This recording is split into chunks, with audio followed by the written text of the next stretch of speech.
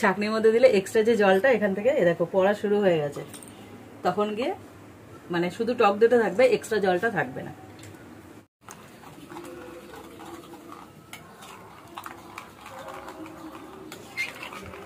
দুধটা কতটা কমে এসছে, এই সময় দিয়ে দেবো এই যে গুললাম মিল্ক পাউডার, এটা। এবার দুধটাকে একটু নেড়ে দেবো। এবার ক্যারামেলাইজ করতে হবে চিনিটাকে, তার জন্য একটা কড়াই বসিয়ে দেবো। দিয়েছি চিনিটা, যেটা ক্যারামেলাইজ করে দুধটাকে ওর মধ্যে দেওয়া হবে পরে। এখানে দিয়েছি 6 চামচ চিনি। এই রংটাই তো আছে। হ্যাঁ, মিষ্টি দই। এবার এটাকে সমানে নাড়তে হবে। এটুকু চিনিতে পুরো হয়ে যাবে? না না, মিষ্টিটা হবে না, এখানে যে কালারটা দই, আচ্ছা, মানে মিষ্টির যে কালারটা লালচে পাশ, সেটা এটাতে আছে। কালারটা চেঞ্জ হয়ে যাচ্ছে, ওই যে গলছে, লাইভ গলছে। আরো লালচে হবে, এখনো হয়নি, চিনির কিছু অবশিষ্টাংশ আছে। এই দেখো জ্বালামুখী সৃষ্টি হয়ে গেছে। আসলে খুব গরম ছিল, তার জন্য এমন হলো না। এবার আস্তে আস্তে নাড়তে হবে। এবার সমান এটাকে ফোটাতে থাকবে।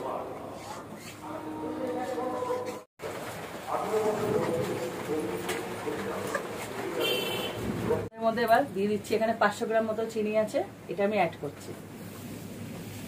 মিষ্টি দিয়ে মিষ্টি হয়ে খাবো, তা না হলে ভালো লাগে। এবার এই চিনিটাকে গলাবো দইয়ের সাথে। এইভাবে নাড়তে নাড়তে না, এক ফোঁটা সর পড়বে না, না হলে যদি ছেড়ে দিয়ে রাখো দুধ তো ফুটবে, একটা সর ধরে যায়। যেহেতু এই দুধে আজকে জল পড়েনি, একদম ঘন দুধ, তার জন্য আর একটু ঘন হয়ে গেছে। চিনি দেওয়ার সাথে সাথে দেখেছি একটা পাতলা ভাবে ছিল, সেটা চলে গেছে, অনেকটা ঘন করে নিয়েছি। এবার এটাকে নামিয়ে ফেলবো, আর দরকার নেই। 1.5 লিটার দুধ কোথায় চলে গেছে দেখো। এবার এটাকে এমন ভাবে ঠান্ডা করতে হবে যেন আঙুল ডোবালে আঙুলটা সয়, মানে গরমটা যেন অতিরিক্ত গরম না, এখন তো সবে নামিয়েছি, আঙুলটা এখন ডোবাবো, আঙুলটা যেন সহ্য করতে পারে টেম্পারেচারটা। তখন আমি এখান থেকে দেখো কতটা জল বেরিয়েছে, জলটা দরকার নেই, এটা পুরো একদম টাইট দই হয়ে গেছে। এইবার এটাকে ঠান্ডা হতে দিই। এতে এই যে আমার হাঁড়ি রেডি, একদম এর মধ্যে বসাবো বলে, শুধু এটা ঠান্ডা হওয়ার অপেক্ষা। দেখো এটা বলেছিলাম না, পুরো ঠান্ডা করে নেবো, পুরো নয়, মানে আঙুলটা ডুববে, দেখো আঙুলটা এরকম ডুবিয়ে নেবে, বুঝতে যে সইতে পারবে যে টেম্পারেচার, ওটা খুব বেশি গরম না, খুব বেশি একদম ছ্যাঁকা লাগবে না, যেমন ছ্যাঁকা লাগবে না। হ্যাঁ, এবার এর মধ্যে মেশাবো টক দই,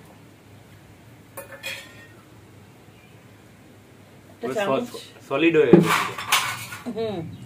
একদম যে জলটা ছিল পুরো ঝরে গেছে। এখানে হাঁড়িতে মাখানোর জন্য অল্প রাখছি, পুরো মাখিয়ে নেব, আর বাকিটা এখানে মিশিয়ে দেবো। বেশি উঠেছে। এবার এটাকে পুরো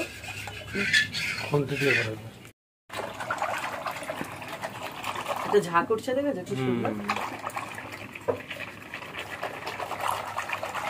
দেখো যে যার কায়দায় দই বানায়, আমি এই কায়দাতেই বানাই, আমার এটা ভালো লাগে, তার জন্য এইভাবে দেখিয়ে দিচ্ছি তোমাদেরকে। আমি ঠিক যে প্রসেসটা মেনটেন করি তোমাদেরকে সেটাই বলছি।